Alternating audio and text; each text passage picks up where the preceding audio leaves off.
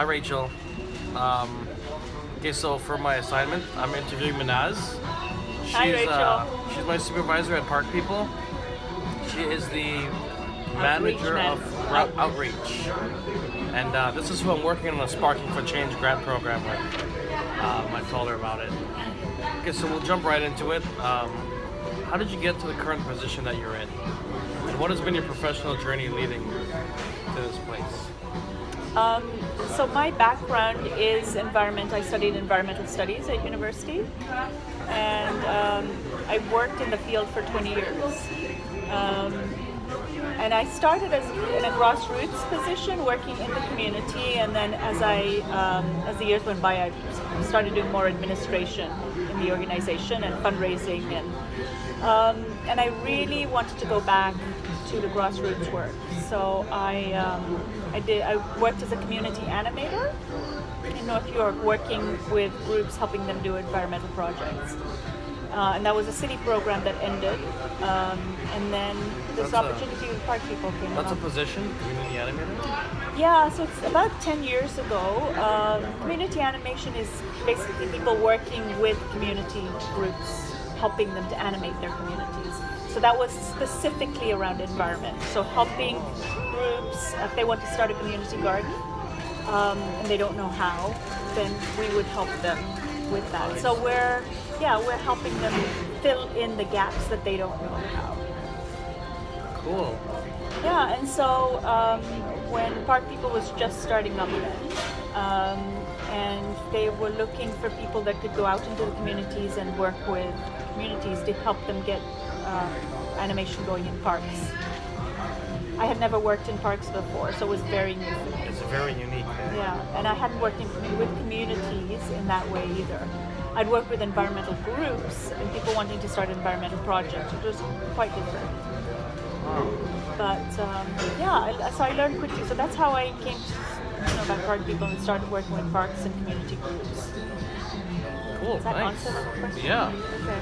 that's definitely outline your whole journey. Yeah.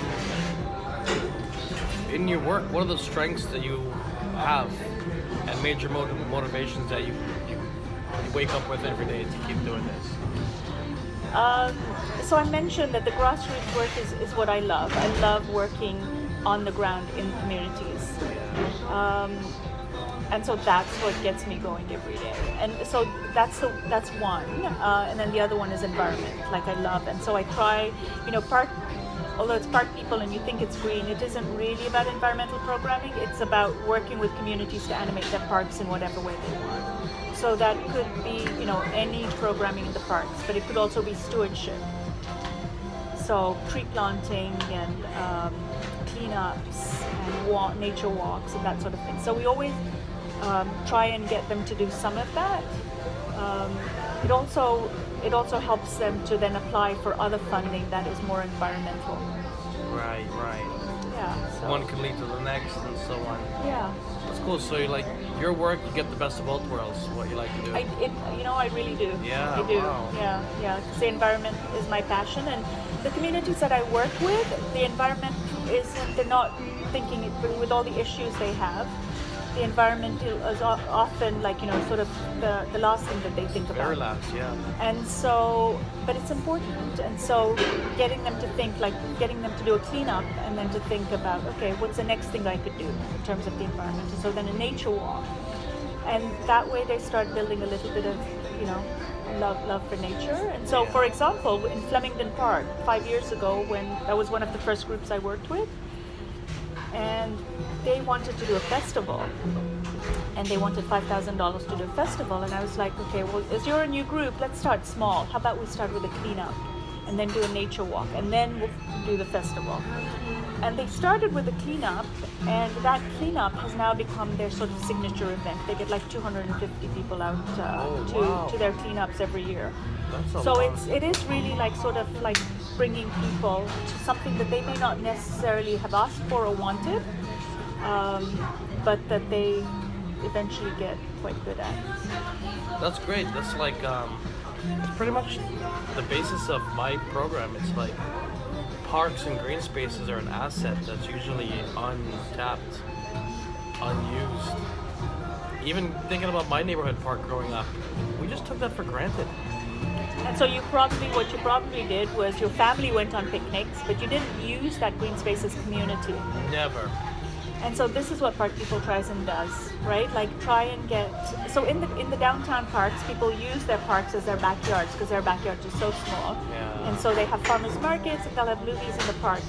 But we find in the inner suburbs, people don't use their parks as community. They'll have family picnics. And we're very private with our space too in the parks. Like, it defeats the whole purpose of what a park is, I think. Yeah, and so that's what we're trying to bring. We're trying to bring people to use their park, to see their parks as community spaces. And so, people, when we say, how would you use the park as community, they often have to think about it for a while. And we're like, what do you do indoors? And so if they do a yoga program indoors, well, you could do that outdoors, right?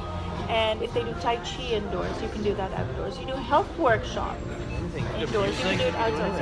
Yeah, we've had Chinese seniors choir that perform indoors. We brought them outdoors during cleanups, and they add such a beautiful touch to it. Wow, that's a good idea. Yeah. So we work with groups and say, okay, what is it you do indoors, and can you take it outdoors? So it's not like they're not creating any brand new programs. They're just taking what they do and take it outdoors, and it has all the benefits of outdoor programming. Yeah. Reclaiming space and stuff. And social isolation, and they're also learning how to navigate the permit system and work with park supervisors and a completely different set of people, which is capacity building for them. Major. That's really empowering too. Thank you for that one. What are the challenges you experience carrying out the work you do, and how do you manage those challenges? So you can imagine this work, this sparking change work is very, you're working on the ground with people. And so you said, it's in-depth work. And, you just noticed in this meeting we just had, we talked about half the time, maybe a third of the time on the program that they were going to do. And 2/3 of the time off the community that we're going to work in. And the issues that are in the community. And it's really about building relationships with people, and that is so important. And so we've just sat with Sharon and built this relationship with her. The challenge is that it takes a lot of time. It's, building relationships is time consuming, and we are a charity, and so it is this, wanting to spend a lot of time with people, but the organization pulling and saying we need to focus our time. So that's kind of the challenge, and just making sure, when we're going to spend that time. And this in this case, it was important because we're building a relationship and getting to know Sharon and building her trust in us. Right. So that is, that's consciously. I do that consciously, and just knowing that it's worth spending the time on that. I think any good community development work definitely requires a lot of time in building that trust. For sure. Yeah. But when you're working for an organization, there's always thinking that your program is always funded. Right. And there's hours that go into that funding, and how do you balance out, how much can you do? And so with the Sparking Change program, so the challenge is, that's why we do 10 or 12, we work with 10 or 12 groups over the year. But there's always other groups that will be like, oh, can you help me? And so Tina, for example, is not one of our 10 to 12 groups.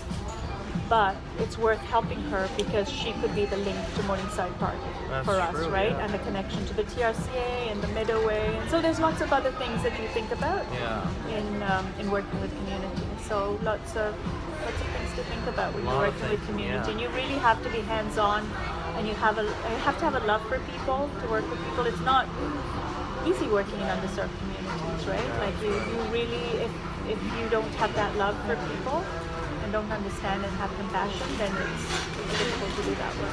Yeah, it's definitely a different approach, right? Yeah. Where does your passion come from? Your environmental, you like helping people?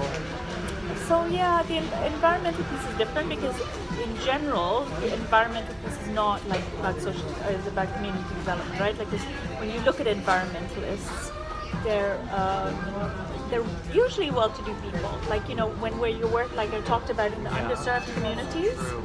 In underserved communities, like I said, like the environment is not like top of mind for them. They don't have that Right. luxury to. Yeah, exactly. Yeah. Like they have bigger issues to deal with, and Wow, so that's really good. yeah.